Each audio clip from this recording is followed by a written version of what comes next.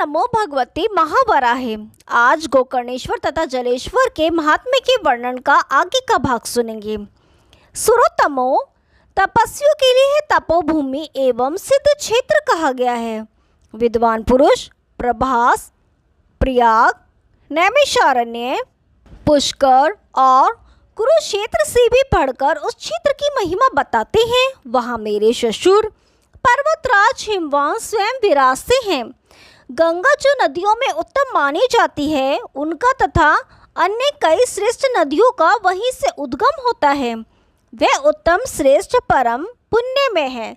सभी श्रेष्ठ नद नदियाँ तथा तीर्थ वहाँ से प्रकट होते हैं।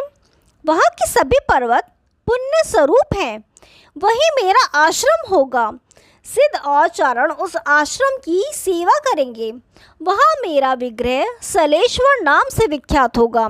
धारा रूप से बहने वाली नदियों में श्रेष्ठ एवं पुण्यमयी वागमती नाम की नदी भी वहाँ से बहकर हिमालय आएगी।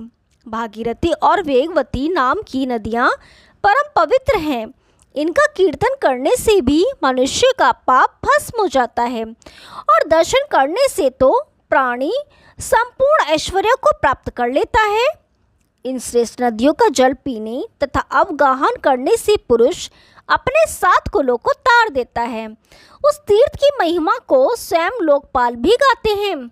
वह जो स्नान करते हैं वे स्वर्ग में जाते हैं और जिनकी वहाँ मृत्यु होती है उन्हें पुनः जन्म नहीं लेना पड़ता। जो लोग बार बार वहाँ नित्य स्नान और मेरी पूजा करते हैं उन पर परम प्रसन्न होकर मैं संसार सागर से उनका उद्धार कर देता हूँ।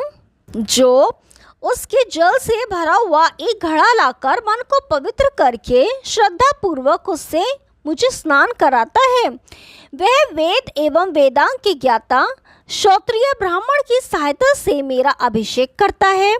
उससे अग्निहोत्र का फल सुलभ हो जाता है। उसके तट पर जल का भेदन करके मृगश्रगोदक नाम से प्रसिद्ध मेरी एक प्रतिमा प्रकट हुई है, जो मुनिजनों को अत्यंत प्रिय है। वहाँ सावधान होकर सिर पर जल फेंकते हुए स्नान या अभिषेक करना चाहिए। इससे जीवन भर के किए हुए सभी पाप उसी क्षण नष्ट हो जाते हैं। वहीं पंचनद नाम का एक भी पवित्र तीर्थ है, जहाँ ब्रह्मऋषि गण निवास करते हैं। वहाँ केवल स्नान करने मात्र से प्राणी अग्निष्टोम यज्ञ का फल प्राप्त कर लेता है। वामती नदी 60,000 दिव्य गौओं की रक्षा करती है, अतः उसे कृतघ्न अथवा पापी मानव प्राप्त करने में असमर्थ है। जो सदा पवित्र रहते हैं, इष्ट देवता पर जिनकी श्रद्धा रहती है तथा जो सत्य का पालन करते हैं, उसे मानव को ही वागमती में स्नान करने का सौभाग्य प्राप्त होता है और वे उत्तम गति को प्राप्त कर लेते हैं। जो दुखी, भयभीत एवं संतप्त मनुष्य हैं अथवा जो व्याधियों से सतत कष्ट पाते रहते हैं, ऐसे व्यक्ति भी यदि इसमें स्नान कर मुझ पशुपतिनाथ का दर्शन यहाँ करते हैं तो वे परम पवित्र हो जाते हैं और उन्हें शाश्वत शांति प्राप्त हो जाती है। इसमें कोई संशय नहीं है। उसमें स्नान करने वाले पुरुष के संपूर्ण पाप मेरी कृपा से नष्ट हो जाते हैं। इतना ही नहीं, इति आदि सभी उग्र उपद्रव भी सर्वथा शांत हो जाते हैं। वागमती संपूर्ण नदियों में प्रधान है। उसके जल में जो स्नान कर मेरा दर्शन करते हैं उनके अंतःकरण शुद्ध एवं पवित्र हो जाते हैं। इस वागमती के जल में मानव जहाँ जहाँ स्नान करता है वहाँ वहाँ उसे राजसूय और अश्वमेध यज्ञों का फल प्राप्त होता है। यह क्षेत्र 1 योजन के भीतर चारों ओर फैला हुआ है। जिस स्थान पर मैं स्वयं नागेश्वर रुद्र रूप में विराजमान रहता हूँ उसको मूल क्षेत्र जानना चाहिए। उसके पूर्व और दक्षिण के भाग में नागराज वासुकी का एक स्थान है। ये 1000 अन्य नागों के साथ मेरे दरवाजे पर सदा स्थित रहते हैं। जो लोग मेरे क्षेत्र में प्रवेश करना चाहते हैं, वासुकी का नाम उनके सामने विघ्न उपस्थित करता है। पर जो पहले उन्हें नमस्कार करके फिर मुझे प्रणाम करने आने का कार्यक्रम बनाते हैं, उन प्रवेश करने वाले पुरुषों के सामने किसी प्रकार का भी विघ्न उपस्थित नहीं होता। उस क्षेत्र में जाकर जो मनुष्य परम भक्ति के साथ सदा मेरी वंदना करता है, उसे पृथ्वी पर राजा होने का सुयोग्य मिलता है और सभी प्राणी उसका अभिवादन करते हैं। जो मनुष्य गंधों और मालाओं के द्वारा मेरी मूर्ति का अभियंजन करता है, वह तुष्टित संज्ञक देवताओं की योनि में पैदा होता है, इसमें कोई संशय नहीं। जो व्यक्ति मेरे उस पर्वत पर श्रद्धा पूर्वक प्रज्वलित दीप प्रदान करता है, उसकी उत्पत्ति सूर्यप्रभ नामक देवताओं की योनि में होती है। जो लोग संगीत, वाद्य, नृत्य, स्तुति अथवा जागरण करके मेरी सेवा उपासना करते हैं, वे मेरे लोक में निवास के अधिकारी हो जाते हैं। जो प्राणी दही, दूध, मधु, घृत अथवा जल से मुझे स्नान कराते हैं, उन पर बुढ़ापा, रोग और मृत्यु का वश नहीं चलता। जो मानव श्रद्धा के अवसर पर भक्ति पूर्वक ब्राह्मणों को इस स्थान में भोजन कराता है, उसे स्वर्ग में अमृत पान करने का अवसर मिलता है और देवता लोग उसका सादर आदर करते हैं। जो ब्राह्मण इस क्षेत्र में अनेक प्रकार के व्रत, उपवास, भांति भांति के हवन, स्वादिष्ट नैवेद्य आदि उपचारों के द्वारा समुचित श्राद्ध से संपन्न होकर मेरी आराधना करते हैं, उन्हें 60,000 वर्षों तक स्वर्ग में निवास करने का अवसर मिलता है। इसके पश्चात उन्हें पुनः मृत्यु लोक में आना पड़ता है और उन्हें सभी ऐश्वर्य प्राप्त होते हैं। यहीं के एक स्थान का नाम शैलेश्वर भी है। ब्राह्मण, क्षत्रिय, वैश्य, शूद्र अथवा स्त्री ही क्यों न हो, यदि वहां जाकर भक्ति के साथ मेरी उपासना करते हैं, उन्हें मेरे पार्षद होने की सुविधा मिलती है और वे सदा मेरे गणों तथा देवताओं के साथ आनंद का उपभोग करते हैं। यह शैलेश्वर परम गुह्य स्थान है। इस भूमंडल में उससे श्रेष्ठ कहीं भी कोई दूसरा क्षेत्र नहीं है। ब्राह्मण, गुरु अथवा गौ का जिसके द्वारा हनन हो गया है अथवा जो संपूर्ण पापों से लिप्त है, ऐसा मानव भी इस क्षेत्र में आकर पापों से मुक्त हो जाता है। यहाँ पर अनेक प्रकार के तीर्थ तथा बहुत से पवित्र देवता निवास करते हैं। इस तीर्थ का जल उनसे संबद्ध है, अतः जो मानव उन जलों का स्पर्श करता है, वह अखिल अघों से छुटकारा पा जाता है। उसके 2 कोस की दूरी पर कोशोदक नाम से प्रसिद्ध एक पवित्र तीर्थ है, जो देवताओं द्वारा निर्मित है। यह मुनियों को बहुत प्रिय है। यह स्नान करने से मनुष्य पवित्र हो जाता है और उसका मन वश में हो जाता है तथा उसकी सत्य में रुचि होती है। साथ ही वह पुरुष संपूर्ण पापों से छूटकर सभी प्रकार के उत्तम फल का भागी बन जाता है। महात्मा शैलेश्वर के दक्षिण भाग में वह अविनाशी तीर्थ है। जो पुरुष वहां जाता है उसे उत्तम गति प्राप्त होती है। वही भृगुप्रतन नाम का स्थान है। उसके प्रभाव से मानव काम और क्रोध से रहित होकर विमान के द्वारा स्वर्ग में सिधार जाता है। अप्सराओं के समुदाय से उसे सहायता मिलती रहती है। भृगुप्रतन के आगे एक ब्रह्मोदेद नाम से विख्यात तीर्थ है। इसके निर्माता स्वयं ब्रह्मा जी हैं। उसका जो फल है वह भी मैं कहता हूँ, सुनो। जो पुरुष संयमशील बनकर 1 वर्ष तक वहाँ स्नान करता है, वह ब्रह्मा जी के विरज संज्ञक लोक में जाता है, इसमें कोई संशय नहीं। वहीं गौरक्ष नाम का एक तीर्थ है।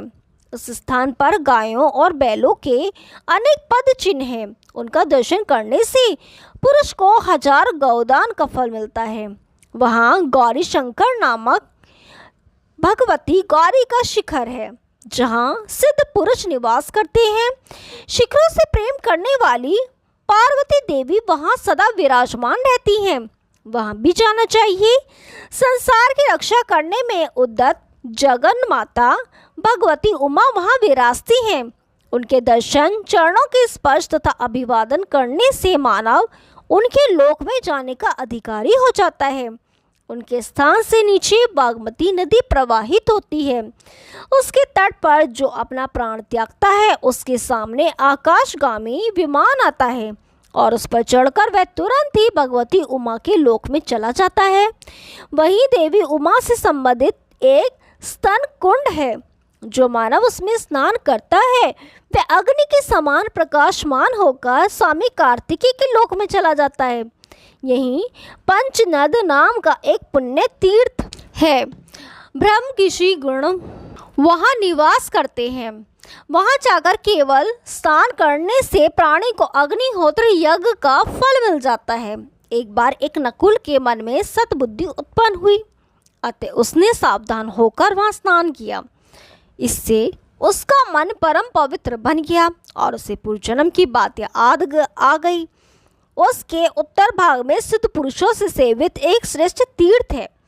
उस गुहे तीर्थ का नाम प्रांत कपानीय है, जिसकी गुहे कण कण निरंतर रक्षा करते हैं। जो मनुष्य वहाँ पूरे वर्ष भर सदा स्नान करता है उससे उत्तम बुद्धि प्राप्त होती है और वह गुहक का शरीर प्राप्त कर भगवान रुद्र का अनुचर बन जाता है।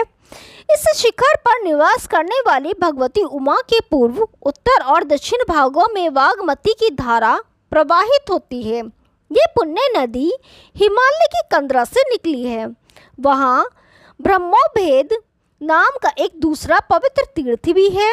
वहाँ जाकर मानव को जल से आचमन एवं स्नान करना चाहिए। इसके फलस्वरूप उसे मृत्युलोक का दर्शन नहीं होता। उसे किसी प्रकार की बाधा कष्ट नहीं पहुंचा सकती। वहीं सुंदरिका तीर्थ है। बहुत पहले ब्रह्मा जी ने उसका निर्माण किया है।